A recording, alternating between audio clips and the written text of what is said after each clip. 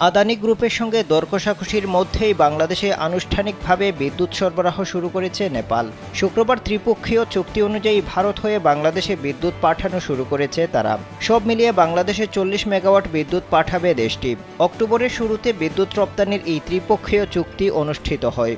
চুক্তি অনুযায়ী নেপাল 2025 সাল থেকে 2029 সাল পর্যন্ত প্রতি বছরের 15 জুন থেকে 15 নভেম্বর পর্যন্ত বিদ্যুৎ সরবরাহ করবে। অর্থাৎ বছরের একটি নির্দিষ্ট সময়ে ঢাকায় আসবে নেপালের বিদ্যুৎ। নেপাল থেকে প্রতি ইউনিট বিদ্যুৎ বাংলাদেশ কিনবে 8.17 রুপিতে, যার মধ্যে ভারতের সঞ্চালন লাইনের খরচও থাকবে। দেশটি বাংলাদেশে বিদ্যুৎ পাঠাবে তাদের দুটি কেন্দ্র থেকে। এর মধ্যে 25 মেগাওয়াট ত্রিশুলি থেকে এবং 22 মেগাওয়াট বিদ্যুৎ আসবে চিমলি হাইড্রো পাওয়ার প্রজেক্ট থেকে।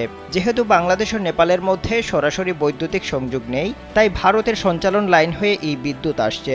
তবে ভারতের গ্রিডের সঙ্গে বাংলাদেশের গ্রিডের সংযোগে খুব বেশি বাড়তি ক্যাপাসিটি না থাকায় নেপাল মাত্র 40 মেগাওয়াট বিদ্যুৎ পাঠাতে পারবে। কিন্তু ভবিষ্যতে যদি সঞ্চালন লাইনের ক্যাপাসিটি বৃদ্ধি করা হয়, তাহলে নেপাল আরও বেশি পরিমাণ বিদ্যুৎ পাঠাতে পারবে বলে জানিয়েছেন মুখপাত্র Chandan Kumar Ghosh. Desk report BE news.